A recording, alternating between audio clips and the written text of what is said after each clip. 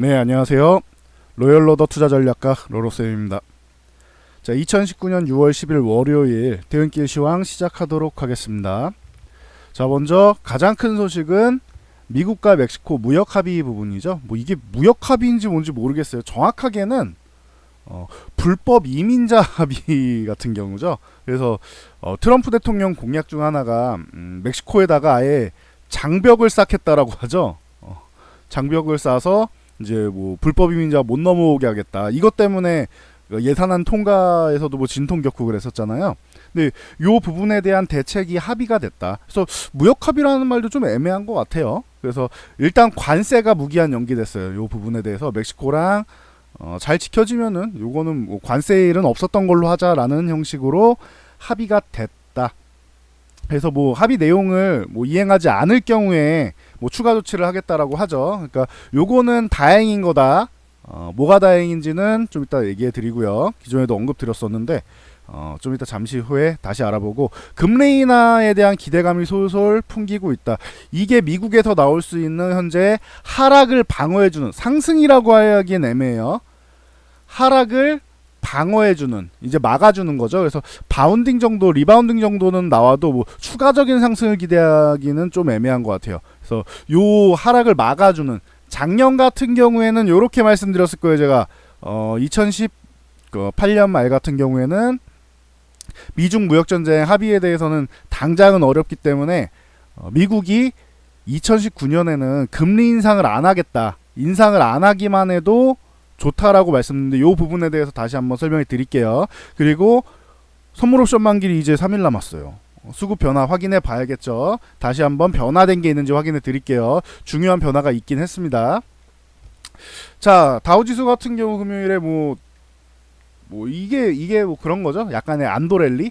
최하까지 생각을 했었는데 최하까지는 안 가지 않을까? 뭐 요런 생각인 거죠. 그래서 뭐 반등이 한번 나왔다. N자형 나오는데 반등이 나왔다. 그 다음이 중요하겠죠.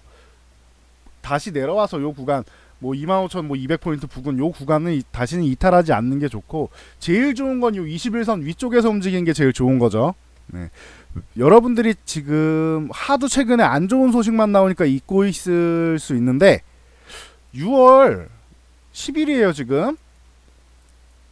20일만 있으면은, 이달 말만 되면은 일본에서 트럼프랑 시진핑이랑 만나요. 이때 얘네가 만나야지 뭐가 해결이 될 가능성이 있다고 말씀드렸잖아요. 만난단 말이에요. 뭐 해결될 가능성은 이거죠. 시진핑이 그냥 트럼프한테, 겉으로는 센 척해도 트럼프한테 고개를 숙이는 방법밖에 없겠죠. 이게 빨리 나오냐 늦게 나오냐 차이인데, 일단 만나야 돼요 얘네가. 그러니까 뭐 G20, 뭐 이번에 주말에 후쿠오카에서 재무장관 회의 있었잖아요. 그런 것처럼 여기 이제 정상회담이 있다. 이때가 이제 얼마 안 남았어요. 이제 3주도 안 남은 거잖아요. 그러면은 뭐 만기 지나고 FOMC 하고 그러면은 바로 연달아 6월은 그렇게 보시면 될 것 같아요. 이벤트가 많다 이번 달에. 그 정도 보시면 될 것 같고, 뭐 G20 재무장관 회의 말씀드렸었는데, 재무장관이랑 뭐 중앙은행 뭐 총재 와가지고 그 리카르도 총재, IMF 총재가 뭐 이 무역 전쟁이 부담이 된다 뭐 이런 얘기하는데, 뭐 뻔한 소리죠. 둘이 뭐 합의를 위해서 이제 뭐 협상을 뭐 제기할 거다, 뭐 다 원론적인 얘기하고 갔습니다. 무역이 뭐 성장 엔진이다 뭐 이러면서 뭐 G20 재무장관 회의 여기서는 별 볼 게 없었던 것 같아요. 물론 의미 있게 볼 만한 것도 있지만, 그러니까 대세를 바꿀 만한 것까지는 없는 것 같다. 뭐 요 정도로 말씀드리고 넘어갈게요. 중요한 건 정상회담, 트럼프랑 시진핑이랑 해결할 수밖에 없는 문제인 것 같아요. 요거는. 그래서 지금 줄 세우기 하고 있죠. 니들 미국에 붙을래, 중국에 붙을래. 요게 관건이다. 뭐 보시면 될 것 같아요. 요거는 좀 이따 우리나라 증시 설명드릴 때 다시 말씀드릴게요. 자, 나스닥 같은 경우도 뭐 반등이 나왔다. 이거는 미국하고 멕시코, 미국 멕시코 요쪽보다는 계속 말씀드리지만, 올해 금리 인하 가능성 6월, 이번 달은 아니에요. 빠르면 9월 정도의 가능성 있지 않나 싶은데, 빠르면 9월, 저는 그렇게 봅니다. 빠르면 9월, 요 정도 9월에 하면 참 좋긴 할 텐데, 아무튼 뭐 봅시다고요. 이거는 저도 잘 모르겠어요. 정확한 거는 본인들이 뭐 알아서 하겠죠. 빠르면 9월, 늦으면 좀 더 밀릴 수 있겠죠. 뭐 10월이든 정말 늦으면 12월. 12월보다는 조금 당겨서 하는 게 좋습니다. 보시면 되고, 나스닥도 그래서 그런 금리 인하 이슈로 해서 올라오는 거다. 요 정도로 보시면 돼요. 원론적으로 해결된 게 없잖아요. 그냥 돈 푼다니까 그냥 좋다고 하는 거죠. 그 정도까지 보시면 될 것 같고, 이에 우리 증시도 드디어 화답을 했다. 자, 지난주에 이렇게 21선 올라탄 거 아주 좋다고 말씀드렸죠. 요 위에서 계속 움직여야 된다. 좋은데 반만 좋다, 요런 말씀도 드렸을 거예요. 이게 올라왔으면 좀 갔으면 좋겠는데 갭상승 나온 다음에, 미국이 좋았으니까 갭상승이 나온 다음에 쪼로록 밀렸죠. 그래서 참 수급 참 더럽네요. 뭐 요런 느낌으로 말씀드렸는데, 수급이 좀 좋아질 필요가 있다. 2100포인트 위쪽 정도는 충분히 뭐 갈 수 있는데, 2100 위쪽 올라가면은 2150 사이, 2100에서 2050 사이로 누르는 수급이 나오고 있다라고 말씀드렸죠. 자, 수급을 다시 한번 보고 갈게요. 지금 만길이 얼마 안 남아서 중요한 구간이니까. 외국인들 수급이 제일 중요하다. 뭐 기관도 중요하긴 한데 외국인이 중요하다라고 말씀드렸어요. 기관은 뭐 일괄적으로 그냥 콜옵션 매도, 풋옵션 매수해서 그냥 옵션 포지션 자체가 하방이에요. 아예 기관은 우리나라에 대해 미래를 아예 안 좋게 보고 있는 것 같아요. 저 사람들은 연기금만 열심히 주식을 사고 있고, 최근에 연기금 주식 많이 산다라고 말씀드렸죠. 연기금만 열심히 사고 있고, 뭐 기관들은 뭐 그렇게 크게 뭐 관심이 없는 그런 느낌이다. 이 정도로 보시면 될 것 같고요. 자, 그리고 외국인 수급이 중요한데, 오늘 주식을 오랜만에 조금 샀어요. 뭐 큰 의미를 부여할 건 아니고, 그동안 비중 조절하다가 원래 월요일은 관망을 해야 되는데 호재도 있고 하니까 조금 담자, 뭐 요 정도 개념으로 보시면 됩니다. 이거는 미국이랑 멕시코랑 뭐 그 이민자에 대한 협의, 불법 뭐 이민자나 이런 부분에 대한 어느 정도 협의가 나왔으니까, 그래서 관세, 우리는 중요한 게 얘네가 합의되면은 관세가 중요해요. 계속 말씀드리지만 자동차, 뭐 특히 기아차를 비롯해서 이 북미 쪽을 공략하는 기아차나 이제 들어간 부품 업체들 있죠. 부품 업체들이나 이쪽이 멕시코에 있단 말이에요. 그러니까 타격을 받는 거죠, 관세의 타격을. 그래서 자동차 관련주들 갖고 계신 분들은 요 이슈를 좀 잘 보셔야 될 것 같습니다. 이렇게 말씀드렸죠.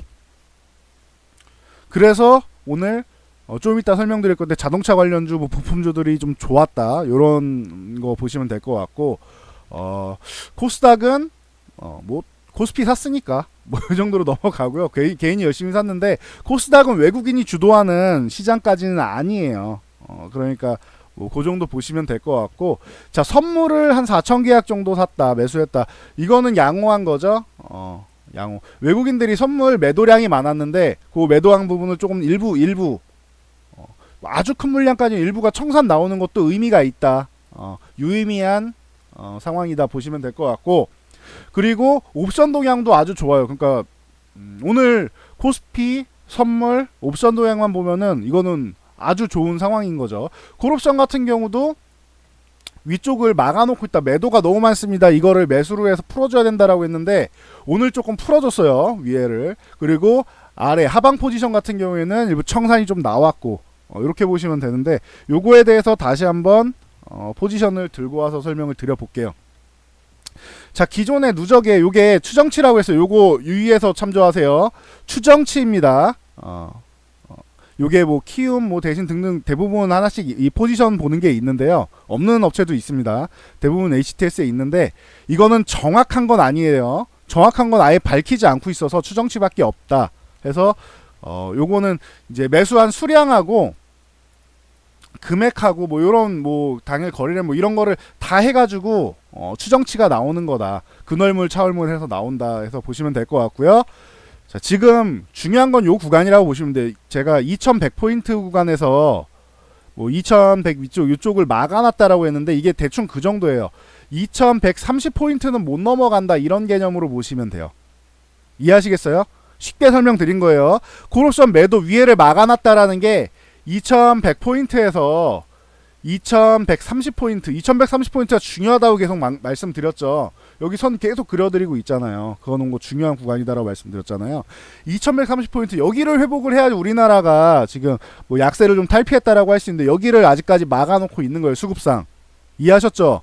여기를 풀어줘야 되는데, 다행인 게 오늘 그나마 2100포인트 쪽 요 구간을 좀 풀어줬어요. 요 아래부터 해서 여기를 좀 풀어줬다. 매수가 나오면서 기존의 매도 물량을 좀 풀어줬다. 그래서 위쪽으로 조금 2100포인트 막혀있던 거를 2100포인트까지 끌어올리면서 약간 위까지 살짝은 열어놨어. 근데 위쪽 부분이 좀 약해서 아직은 약해요. 그러니까 2130포인트까지는 혹시나 갈 수도 있는데 호재가 있으니까 갈 수 있는데 여기를 돌파는 어렵고 여기서 눌러도 이상할 게 없다. 왜? 보시면은 기관들이 옵션 쪽에서는 그래도 좀 이제 만기일에서는 좀 약간 영향을 미치는데 기관은 당연히 아예 막아놨었죠 기존에. 그러다가 위쪽을 살짝 열어서 위쪽을 줄 거면 선물하고 옵션을 이렇게 살리는 상황이 나와야 되는 거고, 기관 같은 경우는 아래쪽에다 베팅해 놓은 것도 좀 커요. 아예 2000포인트를 이탈할 수도 있다라는 개념에도 그 문을 열어놓긴 했었단 말이에요. 근데 반등이 먼저 나온 거지. 그러면 이제 이 부분에서 옵션 부분을 하방으로 놓고 선물 부분을 보면은 기관 쪽은 좀 아래쪽을 보고 있지 않느냐, 요런 뉘앙스, 이렇게 좀 추정이 됩니다. 그래서 적절한 거는 아직도 말씀드린 2050포인트에서 2100포인트라고 기존에 말씀드렸죠. 요걸 약간 정도 상향할 수는 있을 것 같아요. 2100 한 30포인트 정도까지 상향할 수는 있을 것 같아요. 근데 여전히 2050에서 2000 하단은 2050까지는 열어놓는 게 아직도 맞는 것 같고, 2130포인트까지 상방이 조금 열려서 지난주보다는 조금 더 긍정적이다. 그러니까 5월보다는 지난주가 긍정적인 거고, 지난주보다는 이번주라고 하기에는 오늘 하루밖에 안 됐으니까 좀 애매하긴 한데, 지난주보다는 오늘 수급 상황이 좀 더 긍정적인 거다. 요 정도까지만 봐드릴게요. 아직도 화수목 3일이 남았어요. 3일 동안 수급을 잘 봐야 된다는데 현재는 조금 더 위쪽을 살짝 열어놨다. 아래쪽도 아직 열려는 있다. 요 정도로 보시면 돼요. 언제든지 돌바락제가 나와도 이상할 거 없잖아요. 그러니까 그 정도로 보시면 돼요. 그래서 뭐 만기일까지 한번 올라갔다가 살짝 밀리던지, 아니면 만기일까지는 올라갔는데 그 이후에 그 FOMC 회의도 있고 하니까 6월달 우리는 아직 금리 인하에 대한 준비는 덜 됐다, 뭐 이렇게 얘기가 나올 수도 있고 여러 가지가 나올 수 있잖아요. 그러니까 그런 부분까지 생각해서 보시면 될 것 같아요. 막 올라가기보다는 항상 말씀드리는 한 대 맞고 밀려서 이중바닥 형성하고 돌파하는 게 낫다. 2130포인트를 회복하면 정말 안도할 수 있지 않나 싶어요. 최악은 벗어나지 않았느냐. 2130포인트 회복해서 안착을 하면 그럼 60일선 요 구간도 뭐 회복을 할 가능성이 있겠죠. 그래서 그 정도까지 보시면 될 것 같아요. 시장은 이해하시겠어요? 너무 어렵나요? 이거보다 더 쉽게 설명드릴 수는 없어요. 아마 이 부분에서 저보다 쉽게 설명하는 사람은 찾기 굉장히 힘드실 겁니다. 이 정도가 가장 쉽다, 아니면은 여러분이 공부를 조금 더 하셔야 된다, 이렇게 보시면 돼요. 제가 계속 공부는 시켜드릴 테니까 잘 쫓아오세요. 자, 코스닥 같은 경우도 마찬가지. 코스닥도 오늘 뭐 반등은 나왔다. 근데 여기는 이제 740에서 747 요 구간을 일단 740 위쪽까지 올라와 줘야 돼요. 코스닥 같은 경우는. 근데 얘도 한 방에 올라오기보다는 요 구간이던 61선이 요 730 근처로 올라올 거 아니에요. 요 구간에서 맞고 밀리던, 아니면 740 돌파 시도 나왔다 밀리던, 시장의 강도에 따라 다르겠죠. 그렇게 밀렸다가 살짝 조정을 받고 올라가는 게 유리하지 않겠느냐. 21선 따라오려면 21선에다 터치하고 가면 제일 좋겠죠. 그런 모양이 나오면은 제일 이상적이지 않겠느냐, 이렇게 보고 있습니다. 예. 그래서 시장에 대해서는 조금 양호해졌다, 기존보다는 좀 양호해졌다, 이렇게 보시면 되고, 지난주에 뭐 다우지수 거의 4% 후반 올랐죠. 4.7% 정도 올랐죠, 지난주에 다우가. 그러니까 지난주에 굉장히 양호한 흐름이었다, 뭐 요 정도로 보시면 될 것 같아요. 우리나라 시장도 그래서 영향을 받아서 반등 정도는 나왔다 보시면 될 것 같고, 뭐 관심 가져볼 만한 걸로는 삼성전자랑 하이닉스가, 특히 삼성전자 중심으로 해서 미중 무역 전쟁 이렇게 화해 쇼크 같은 경우는 삼성전자에 부담되는 요인도 있지만, 득과 실을 따져보면은 이거는 득이 압도적이에요. 요즘에 가운데다 넘사벽 이렇게 붙이는데 진짜로 그 정도가 들어갈 정도로 넘을 수 없는 거라고 보시면 돼요. 득이 너무 많아요. 그래서 메모리 쪽이나 중국에서 보복을 한다 하더라도 그 이상의 득을 볼 수 있는 정도가 돼요. 그리고 쥐들이 끝까지 버팅인다고 쳐요. 메모리 안 쓸 거예요. 그러면은 중국에서. 여러분 중소기업이 문제인 거지. 삼성 같은 경우는 보복을 받는다고 해서 다른 쪽은 몰라도 메모리 쪽은 쥐들이 뭐 끝까지 어떻게 안 쓸 거예요? 삼성 거를. SK하이닉스 거 끝까지 안 쓸 거예요. 얘네 둘 거 끝까지 안 쓸 거예요. 보복을 한다고 해도. 잘 생각해 보세요. 세계 1위 메모리 업체, 메모리 반도체 업체 삼성과 SK 당장 보복한다고 치자고요. 그럼 지들은 타격이 없냐고. 롯데마트 퇴출하는 거랑은 이거는 아예 차원이 틀려요. 메모리는 안 쓸 수가 없어요. 화학은 대체할 것도 많고 뭐 마트도 유통도 대체할 것도 많고 지들이 해도 되고 그렇잖아요. 근데 메모리 반도체는 어떻게 할 건데 그럼 지들이 물량을 다 어떻게 될 건데. 중국이란 나라는 좀 작은 나라들이면 모르겠는데 중국이란 나라는 소비가 어마어마하잖아요. 마이크론이나 뭐 이런 애들이 안 돼요. 안 돼. 그게. 보복을 해도 다른 쪽으로 보복하겠죠. 뭐 가전을 하든 뭐 다른 쪽을 하겠지. 근데 어차피 삼성이 지금 5G라던가 이미지 센서라던가 등등등등 해가지고 카메라 모듈이나 뭐 등등 해서 얻는 게 너무 많아요. 삼성 같은 경우는. 계속 말씀드리지만 삼성은 가격 상관없이 그냥 다 귀해요. 이거는. 그냥 제 생각은 그렇습니다. 뭐 나중에 삼성전자가 안 가갖고 비실비실 될지 모르겠는데 제 생각엔 계속 똑같아요. 전 이건 일관적이에요. 삼성은 그냥 최대 수혜주예요. 저거. 전 세계에서 최대 수혜가 삼성이에요. 화웨이 이슈에 대한. 제 기준엔 그렇습니다. 제 기준에서는 삼성 말고 대체할 기업이 없어요. 저 화웨이를 대체할 만한. 통으로 대체할 만한. 부분별로는 꽤 많다고 했어요. 나누면 되는데 통으로 대체할 거는 삼성이다. 그러니까 대부분의 분야에서 다 삼성이 수혜를 받는다. 화웨이 이슈는. 그 정도로 보시면 될 것 같아요. 그래서 뭐 그렇게 저는 그렇게 해서 삼성전자를 중요하게 보고 있다라고 보시면 될 것 같고, 하이닉스 같은 경우가 수급을 한번 보여드릴게요. 그래서 삼성전자 같은 경우는 4월부터 해서 기관들이 엄청 뭐 매도를 했죠. 매도를 했는데 기관들이 엄청 매도했잖아요. 근데 외국인들은 보면은 샀죠. 외국인들은 4월부터 해서 초반에 매수한 거를 일부 비중 조절했다라고 말씀드렸잖아요.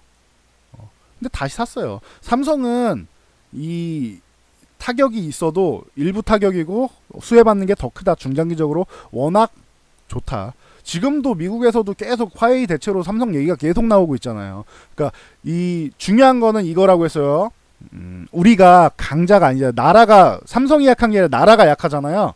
그러니까 미국하고 중국하고 한 2대1 정도에서 3대1 정도까지만 미국 편을 들어주는 게 낫다. 그래서 중국을 아예 무시하면은 우리나라 자체가 힘들어지니까. 그러니까 뭐 나라에서는 미국 편이다 중국 편이다 지금 줄 세우기 안 하잖아요. 지금 묵묵히 조용히 하면서 나라가 정말 어떻게 보면 좀 무능한 것도 있는데 중소기업은 좀 챙겨줘야 되는데 니들이 알아서 판단해 이렇게 얘기하잖아요. 중소기업은 죽을 맛이겠죠.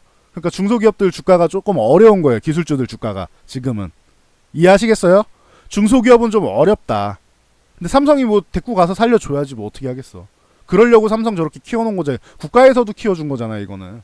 그러니까 그게 대기업에 해야 될 일이라고 저는 봅니다. 그래서 요 정도까지 말씀드리고, 다음 하이닉스 같은 경우도 하이닉스는 삼성만큼 다양하진 않잖아요.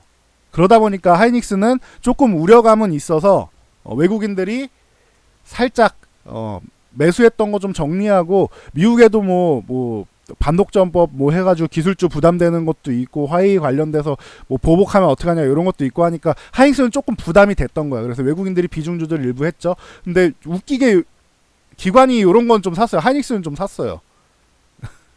좀 재밌죠? 그러니까 그렇게 보시면 될 것 같아요. 삼성전자를 매도한 만큼 삼성전자를 매도하고 SK하이닉스를 샀다. 뭐 요 정도 개념으로 보면 되지 않을까 싶어요. 기관은. 외국인은 반대로 삼성 쪽에 더 붙은 거고. 그 정도로 저는 생각을 하고 있다. 제 관점에서는 그렇게 보여요. 그래서 뭐 기존에 이 66,000원 요 구간 회복하는 거 중요하다 했는데, 그렇게 따지면 오늘 같은 경우에는 SK하이닉스 관심 갖고 담아볼 만한 이런 위치가 되겠죠. 제 기준에서 66,000원을 이탈하지 않을 경우에는, 그리고 이거 이탈해도 어차피 이건 다 회복될 것 같은데 제가 볼 때는 저는 뭐 하반기부터 저점 찍고 반등이 살짝은 시작되고 내년에 진짜 좋아질 거라고 했죠. 내년에 좋아지면 내후년까지 좋아질지 몇 년 좋아질지 저도 잘 모르겠어요. 이거는 좀 봐야 될 것 같다라는 말씀을 드렸죠. 근데 돌아가는 걸 잘 보세요, 여러분. AMD에서 이미 차기 CPU 발표했죠. 인텔에서도 나오죠. 그러면은 D램 재고 감소하겠죠. SK하이닉스랑 마이크론이랑 감산 조치도 했죠. 그러면은 재고가 빠르게 소진되겠죠. 기존에 예상했던 것보다 1분기에 예상했던 것보다는 재고가 조금 더 빠르게 소진이 되겠죠. 저는 그렇게 보고 있거든요. 조금 빠르게 소진이 재고가 빠르게 소진되겠죠. 그러면은 기존에 1분기에 생각했던 것보다는 조금 더 빠른 정상화가 될 거라고 생각해요. 한 달이 됐던 두 달이 됐던 조금 더 빠른 정상화가 될 거라고 생각해요. 그리고 메모리 같은 경우 잘 생각해 보세요. 자, 5G 쪽이 활성화가 돼요. 그럼 제가 계속 말씀드리죠. e스포츠나 게임 분야나 VR이나 뭐 AR이나 뭐 이런 여러 가지 컨텐츠들이 다 발전할 거라고 얘기했죠. 그래서 지금 구글 스테디아 뭐 이미 계속 발표 나오고 있잖아요. 구글에서 나오고 다 이쪽으로 뭘 하고 있잖아요. 디즈니 같은 경우도 이제 넷플릭스 따라잡겠다고 하고 있고 뭐 다 하고 있잖아요. 5G 시대에 맞춰갖고. 그러면은 메모리가 소모가 안 될까요? 여러분들이 한번 생각해 보세요. 저는 소모가 될 거라고 생각하는 사람이니까 긍정론자잖아요. 저는 긍정론자의 말만 듣고 그렇구나 생각하지 말고 여러분들이 생각하는 부정적인 것들, 그러니까 뭐 대표적으로 화웨이 중국의 압박이 되겠죠. 중국의 압박부터 시작해서 뭐 이런 부분에 대한 부정적인 것들, 그리고 미국하고 중국하고 선택을 강요받고 있잖아요. 붙으면 미국에 붙어야 돼 무조건. 저 화웨이 만약에 기업이 중국에 붙었다고 칠게요. 제가 왜 미국 얘기를 하냐면은 중국에 붙었다고 칠게요. 그러면은 미국에서 그러면은 뭐 세컨더리처럼 세컨더리 보이콧처럼 그럼 중국에 붙은 기업들도 다 화웨이 뭐 자회사급으로 취급하고 다 중지시켜. 그러면은 어떻게 할 거예요? ARM이나 뭐 이런 데서 일본은 아예 딱 붙었잖아요. 계속 트럼프 밑에서 거의 그냥 저는 미국 편입니다 이러고 있잖아요. 굴욕을 주는데도 계속 그러고 있잖아요. 지금 미국에 붙어야 되니까 일본 같은 경우는. 자, 그렇게 해서 요런 뭐 전체 설계나 이런 부분 다 못한다고 쳐봐요. SK에서. 그러면 SK 살아남겠어요? 중국에는 절대 못 붙어요. SK는. 중국에 붙으면 저는 그게 더 이상한 거라고 봐요. 계속 이거 가운데에서 선택을 강요받고 니네 선택 똑바로 안 해? 라고 양쪽에서 윽박지르더라도 선택을 할 수가 없어요. 그리고 최종적으로 선택하면 저는 미국을 선택해야 된다고 봐요. 뭐 어플라이드 머틀리얼즈에서 뭐 장비 안 대주고 다 그런 거 없다고 생각해 보세요. 그러면은 우리나라 반도체 업계도 사실 쉽게 헤어나갈 수가 없어요. 그래서 저는 삼성이 AMD랑 손잡으면서 삼성은 약간 우리는 친미야라는 거를 의도적으로 그냥 보여준 게 아닌가 생각을 해요. 지금 시기에 발표를 했다는 것 자체가. 우린 미국 없이는 살 수 없어. 요런 느낌을 삼성은 이미 비췄잖아요. SK도 약간 요런 뉘앙스 정도만 비춰줘도 괜찮지 않을까 싶어요. 국가가 약하니까 어쩔 수 없습니다. 본인들도 노선 정하고 싶을 텐데 정확하게 정할 수가 없는 거니까. 그거는 요 정도까지만 말씀드리고 넘어갈게요. 그래서 저는 뭐 시총 상위를 차지하는 이런 종목들이 지금 제 입장에서는 괜찮은 것 같다 이렇게 말씀드렸고, 시총 상위주 하니까 뭐 셀트리온까지만 보고 갈게요. 셀트리온 같은 경우는 18만원 요 구간에서 매수가 충분히 가능한 구간인데 굳이 여기서 사지는 말자. 20만원 회복하고 보는 게 좀 더 안정적이지 않겠냐라는 말씀을 계속 드리고 있죠. 기술적으로는 여기서 원래 사는 게 맞다. 근데 맞지만 여러분들 돈은 한정적이잖아요. 여러분들이 기관 투자자나 외국인 투자자면은 돈이 계속 들어오니까 여기서 사고 또 사고 밀리면 또 사고 또 사고 해도 돼요. 근데 여러분들 같은 경우는 바닥에서 살려고 하지 말고 원래 사는 게 맞지만 버틸 수 있는 사람이나 사던 거지 20만원 회복할 때 사는 게 좀 양호하지 않겠느냐. 한 10% 정도 포기하고 그 말씀을 계속 드리고 있죠. 20만원 근처에 와 있는데 안 밀리네. 저는 요 20만원 터치 혹은 61선 터치한 다음에 이렇게 19만원 살짝 이탈하는 정도 해서 21선 터치하고 여기 이렇게 하다가 돌파 시도가 다시 나오지 않을까 이렇게 생각했는데 셀트리온이 지금 상당히 좀 강한 편인 것 같아요. 밀릴 때 안 밀리고 있어요. 그러니까 여러분도 뭐 요 정도는 좀 뭐 알고 가시면 좋을 것 같아요. 셀트리온 같은 경우도 최근에 5월 하순부터 해서 수급이 좋아지기 시작했다. 이런 거는 뭐 보시면 되겠죠. 최근에 뭐 좋아지고 있는 건 보이고 있잖아요. 일단 실적에 받쳐주면은 이렇게 되는 거예요. 셀트리온 실적이 계속 좋아질 거고 앞으로 뭐 이미 램시마는 충분히 잘해주고 있고 미국 시장만 좀 부진한데 요건 램시마 SC나 뭐 트룩시마나 이쪽이 해줘야 되는 거고. 셀트리온 편 다시 한번 확인해 보세요. 영상 따로 제작해 드렸으니까 보면 되는 거고. 그래서 저는 실적적으로 해서는 뭐 셀트리온을 따라갈 제약주는 이제 앞으로는 없어지지 않겠느냐. 본인들 자체가 계속 바이오시밀러건 뭐 신약이건 뭐건 스스로 신약을 개발해서 이미 글로벌 퍼스트 무버로 자리 잡았잖아요. 한미약품 같은 경우는 계속 말씀드린 얘네는 라이선스 아웃으로 벌어먹은 거고 라이선스 아웃으로 해서 뭐 연구개발 계속 한 거고 실제로 신약을 블록버스터컵을 뭐 출시한 게 아니잖아요. 출시를 해야지 계속 그런 신약이 계속 나와야지. 셀트리온은 나오고 있잖아요. 그래서 우리가 지금 뭐 HLB라던가 특히 바이로메드 같은 경우 기대하고 있고 신라젠 기대하고 이런 게 블록버스터급 신약이 특히 바이로메드 같은 경우 뭐 어마어마하잖아요. 신라젠도 마찬가지고 시장이 시장성이 어마어마하단 말이에요. HLB도 좋긴 좋아요. 이미 뭐 중국에서 항소제약이라서 잘 팔고 있고 그러니까 표본이 있는 거잖아요 기존에. 그러니까 이쪽을 계속 말씀드리는 게 그래서 그런 거예요. 신약 쪽으로 처음에는 라이선스 아웃 같은 경우는 약간 테마성으로 간다라고 보면 되는 거고 셀트리온 같은 경우는 실적이 이미 받쳐준 거고 바이로메드 뭐 HLB 뭐 신라젠 뭐 강스테멀 등등등 이런 신약이 개발돼서 뭐 품목 허가를 받았다 그러면은 이런 게 다 실적으로 돌아오는 거잖아요. 그러니까 이제는 라이선스 아웃 가지고는 안 돼요. 요거는 한정적인 정도인 것 같아요. 지금 상황으로서는. 그래서 뭐 작년 유한양행 같은 경우도 애로 나온 다음에도 치고 계속 달려가기고 과거에 한미약품처럼 치고 달려가기보다는 이거보다는 신약인 것 같아. 실제 신약이 중요한 것 같아라고 해서 다른 쪽으로 지금 관심이 쏠리는 거죠. 그래서 그 정도 보시면 될 것 같아요. 뭐 제약적으로 다시 한번 만들어 드릴게요. 영상은. 그래서 뭐 시총상위주들 이렇게 좋아요. 거기다가 멕시코 관세 얘기하면은 제가 항상 기아차 말씀드리죠.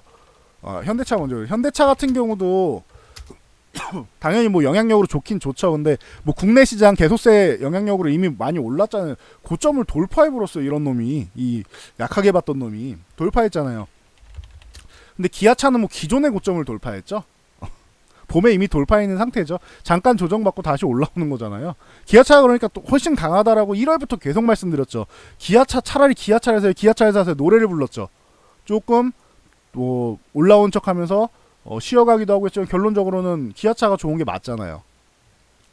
그래서 기아차 같은 경우 지금 멕시코 관세 합의 그 부분으로 멕시코가 잘만 지켜주면 될 것 같아요. 그래서 뭐 기아차, 현대모비스 뭐 이런 쪽도 오늘 보면은 22만원 그냥 확 돌파해버렸죠. 모비스도 좋아진 거예요. 그럼 이제는 이해하셨죠? 좋아진 거고 만도 꾸준히 언급드려 만도도 좋아졌네요. 21선 뭐 오늘 다 갭으로 올라와가지고 좋아졌어요. 뭐 급등까지는 아니어도 워낙 뭐 시총들도 있고 하니까 급등까지는 아니어도 그렇다. 좀 작은 데로 현대 위아 같은 경우도 오늘 뭐 좀 많이 올랐죠. 이 정도면 급등에 해당되죠. 그래서 좀 작은 쪽으로 보면은 제가 뭐 성우 하이텍 같은 경우도 있습니다. 이렇게 말씀드렸는데 바닥에서 이렇게 좀 올라왔죠. 조금 올라왔고 그리고 평화전공 오늘 뭐 특징주 뭐 메모대에 설명드릴 때 평화전공 말씀드렸는데 결론적으로 61선 요거 돌파해야 된다고 했는데 돌파를 못했죠. 61선 돌파하는 게 중요해요. 평화전공은. 근데 내일도 있고 하니까 관세가 뭐 오늘 하루 이슈는 아니잖아요. 그러니까 평화전공 같은 경우 있고 뭐 THN 같은 경우도 최근에 엄청나게 좋았는데 뭐 아예 급등이 나와 버렸죠 오늘. 그리고 뭐 요런 쪽 뭐 보시면 될 것 같아요. 그리고 뭐 5G 쪽으로 해가지고 뭐 삼지전자 전에 종목 진단해드리면서 요거 한번 밀렸는데 여기서도 다시 한번 반등이 나올 수 있다. 여기 근처 갔을 때 한 번 정도 정리하시고 눌리면 다시 사셔라 뭐 이런 말씀을 드렸는데 실제로 뭐 그런 식으로 되고 있죠. 그래서 여기를 돌파할 때 거래량이 늘어야 된다. 올라올 때 거래량이 늘어야 된다라고 말씀드렸는데 금요일날 거래량이 좋았죠. 올라왔죠. 금요일날 기대감이 있어요. 그래서 오늘이 굉장히 중요한 날이었어요. 거래량이 늘면서 장대 양봉이 나오던가 아니면은 갭상승해서 양봉을 뽑아주던가 해야 되는 날인데 제가 계속 말씀드려 돌파의 시그널은 거래량 실은 장대 양봉은 갭상승 양봉이다. 갭상승해서 아예 장대 양봉 두 가지를 다 해버려서 오늘 너무 좋은 날이었죠. 저 이제 추격 매수는 아니라고 말씀드렸어요. 이제는 추격 매수할 구간은 아니죠. 그래서 오늘 뭐 워낙 좋았다. 보유자분들의 영역이 되는 거예요 이제는. 그래서 뭐 삼성전자 뭐 몇 번 말씀드렸는데 뭐 축하드리고요. 기대감 있던 만큼 뭐 해줬습니다. 후발주로 뭐 양호하다라고 해줬습니다. 뭐 나무기술 같은 경우도 요거는 거기 올려드렸죠. 그 뭐야 관심 종목 여기에 관심 종목 요거 다 보시라고 했어요. 제 거 공지사항 가면 있습니다. 관심 종목 여기 보시면은 나와 있다. 나무기술도 뭐 진작에 뭐 올려드려가지고 뭐 들어 있는데 나무기술도 좀 후발적으로 해서 이렇게 올라오고 있다. 뭐 추세도 뭐 죽지 않고 해서 추격 매수만 하지 말아라. 이 얘기만 계속 드릴게요. 급등한 종목 추격 매수만 하지 마세요. FR텍 같은 경우도 뭐 급등이 나왔고 최근에 그리고 오파스넷 이런 종목들도 뭐 좋은 모습 보이고 있다. 뭐 보시면 될 것 같고 뭐 여름 관련주 중에서 뭐 파세코나 이런 쪽이 워낙 좋았죠. 파세코랑 뭐 신일산업 이쪽을 계속 말씀드렸었는데 뭐 좋았죠. 여름 관련주 미리 들어가세요. 미리 들어가도 괜찮습니다. 좀 기다려도 괜찮습니다라고 했는데 좋죠. 파세코, 신일산업 뭐 이런 종목도 좋죠. 한번 급등한 다음에 조정 받은 다음에 매수자리 주고 다시 한번 뭐 눈치 보고 있는 거죠. 신일산업도 보시면 될 거고 오리온이나 뭐 이런 쪽도 뭐 지금 뭐 좀 이렇게 뭐 바닥을 찍으려고 노력은 많이 하고 있는 것 같아요. 뭐 참고로 보시면 될 것 같아요. 얼음과자, 빙가루나 이런 여름 관련주들 있죠. 좀 보시면 될 것 같아요. 마니커나 이런 쪽이 돼지열병 때문에 먼저 올랐다라고 했는데 이쪽이 양쪽으로 걸칠 수 있어서 조정받을 때 이런 종목들이 괜찮다라는 말씀도 드렸었죠. 기억나시죠? 그래서 뭐 참고하시면 될 것 같아요. 마니커는 마니커 뭐 하림지주 그리고 체리브로 뭐 얘는 왜 이렇게 똑같아? 하림하고 체리브로는 체리브로랑 하림 보면은 엄청 똑같죠? 엄청 비슷하죠? 비슷하고 그리고 동우 팜테이블 여기까지도 좋다라고 6개 쪽으로 계속 말씀드리고 있죠. 얘네는 아프리카 돼지열병하고 여름 관련적으로 같이 엮일 수 있는 놈들이다 뭐 이런 식으로 말씀드렸는데 이런 쪽 계속 보시면 될 것 같아요. 제가 계절적으로 이렇게 올려드리는 거 봄 관련주 1월에 사세요라고 말씀드렸던 거 미세먼지 미친듯이 폭등했었죠. 기억나시죠? 여름 관련주 출발하고 있죠. 이미 출발한 놈 있고 출발하고 있는 놈들 있고 좋잖아요. 그러니까 이렇게 해드리는 것만 여러분들이 공략하셔도 한 번에 산다기보다는 천천히 뭐 분할 매수로 사셔도 제가 볼 때 올해는 이미 상반기에 성공하지 않았나 싶은데요. 그러니까 그렇게 해서 여러분들이 제가 말씀드리는 부분에 대해서 잘 파악을 한번 해보세요. 그리고 저 관심 종목 같은 거 여기 보면 대충 나와 있는 것들이 많이 있으니까 오늘도 뭐 올려드린 것들이 있죠. 보시면은 될 것 같습니다. 해서 저거는 뭐 공지사항 가면 있으니까 참고하시면 될 것 같아요. 자, 오늘 월요일이라 조금 디테일하게 말씀드렸는데 결론적으로 말씀드리면은 미국하고 멕시코 합의 본 거 자동차 업종에 좋다 우리나라는. 그리고 뭐 세계 무역 관계 지금 굉장히 좀 어렵게 흘러가고 있는데 미중 무역 전쟁 때문에 요 부분에 대해서는 뭐 G20 뭐 정상회담까지 뭐 좀 기다려 보자. 미국하고 중국이랑 보시면 될 것 같고 이번 주에 선물 옵션 만기일 있는데 다행히 외국인 수급이 좀 양호해졌다. 기관은 여전한 수급이다. 뭐 보시면 될 것 같고 그래서 2050포인트에서 2130포인트 정도까지 30포인트 정도 위쪽을 조금 더 열었다. 요 정도 보시면 될 것 같고요. G20 뭐 재무장관회의 뭐 원론적인 얘기했다. 요 정도까지 뭐 보시면 될 것 같습니다. 나머지는 이제 뭐 특징주나 이런 거는 보시면 되겠죠. 그래서 여기까지 하고 정리를 해드리고 물러가도록 하겠습니다. 오늘도 뭐 수고하셨고요. 뭐 이 영상이 도움 되셨다면은 하단에 있는 좋아요 따봉 표시 있죠. 좋아요 그리고 구독과 알람 그리고 댓글 하나씩 꼭 달아주세요. 여러분들이 댓글을 많이 달아주셔야 저희가 힘이 됩니다. 댓글 많이 달아주시면 영상도 많이 올려드리겠습니다. 자, 여기까지 하고 물러갈게요. 저는 다음 영상으로 돌아오겠습니다.